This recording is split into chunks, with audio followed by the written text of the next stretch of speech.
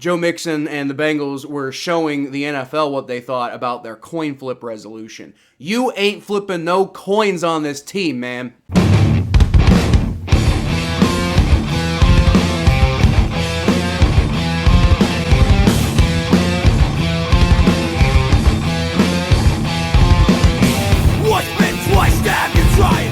Welcome to the Jungle, Bengals fans. I'm Kyle Phelps, and fuck your coin flip.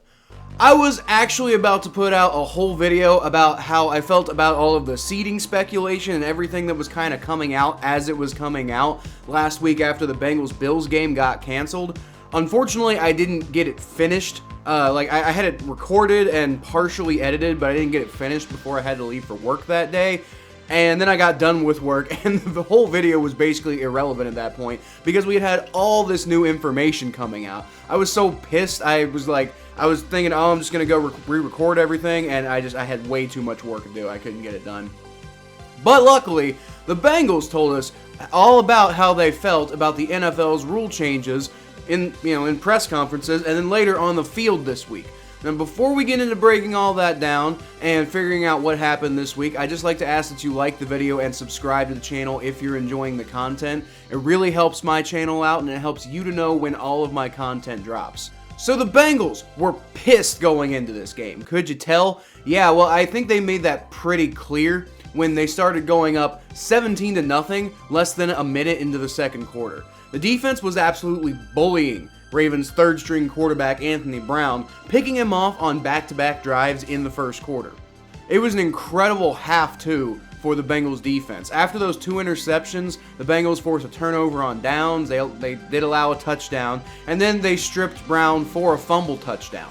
However, I do think that the way the defense was playing masked a few issues that we had on the Bengals offense. In particular, you saw a lot of uncharacteristic inaccuracy from Joe Burrow in this game. He was overthrowing receivers all day, and he threw more than his fair share of passes that probably, had a decent chance of being intercepted. That said, the offense was, to their credit, converting on the short field early on. There have been times this season where they really struggle to do that. The defense gives them basically like a freebie with short field position, and they don't convert on it. So it was nice to see them actually do it. You'll take what you can get, right? And that reaction they had to the first touchdown they scored, man, that celebration was awesome. They took out a coin from Joe Mixon's glove, and he kind of flipped it in the air and did a whole celebration like that, a coin flip celebration. It kind of reminded me of Chad Johnson bringing out the dollar from his sock and jokingly trying to bribe the refs. It was just, it was a callback to Bengals swag of the past, and obviously Joe Mixon and the Bengals were showing the NFL what they thought about their coin flip resolution. You ain't flipping no coins on this team, man. The second half was a whole lot of defense from both teams and 4 total field goals. Luckily, no touchdowns for either team. But hey, with a 17-point lead at halftime, you'll take, 12 total points scored between the teams in the second half. The game's final score of 27-16 actually came a few minutes into the fourth quarter. Other than that, it was just punts. It was, some turnovers. One of which was a turnover on downs for the Bengals because they tried to go for it on 4th and 1. And Zach, for the love of God, just stop at this point. Stop going for it on 4th and 1. I know you've gotten it a few times, but this Bengals team might be the very worst team I have ever seen at trying to convert on 4th down, especially on 4th and short. Why aren't we doing quarterback sneaks? At least most of the time, obviously you don't do it all the time because you want them to kind of guess what's going on, but, when we do run the ball, why are we doing these stupid-ass end-arounds that don't ever work? Just run it up the middle! These dumbass cute decisions have been getting in our way all year, and you'd think he would learn. Don't get me wrong, y'all know I'm a huge Zach Taylor guy. I was all for Zach Taylor before we even fired Marvin Lewis. But this whole 4th down thing is a major weakness, and it's gonna bite us at some point. I'm telling you that right now. I have to say, though, my biggest concern in this game, it wasn't necessarily Zach Taylor's weird situational play calling, or even Joe Burrow's random inaccuracy. It was the injuries, right? T. Higgins, Tyler Boyd, Cam Sample, and Alex Kappa all picked up varying levels of injuries this week, And while T. Higgins and Tyler Boyd, they both came back on the field and they appeared to be fine, Alex Kappa did not return to the game after being carted off the field after his leg got rolled up on. Now personally, I was not having a good time on my stream after this happened, especially after losing Lyle Collins last week. The state of our offensive line is becoming concerning and it's starting to give me flashbacks to last year. Luckily, I've seen some reason for optimism for Alex Kappa after his injury. He seemed to be in good spirits. Even when he was on the cart, he kind of gave a thumbs up and told somebody in the crowd that he was going to be okay. And he didn't have a brace on his on his ankle in the locker room. The injury was said to be on the ankle, even though it looked like, his knee really kind of bent a weird direction, and it was originally feared it was going to be a knee injury. So I'd say it being on the ankle is probably, maybe if not a good sign, it's at the very least, it potentially avoids catastrophe. So after all that, the Bengals held on to their lead and they put away the Baltimore Ravens, giving them a chance to actually celebrate their AFC North championship this year that they weirdly earned on a technicality after last week's game was declared a no contest. But you know what, everyone? We can go back to enjoying winning the AFC North now.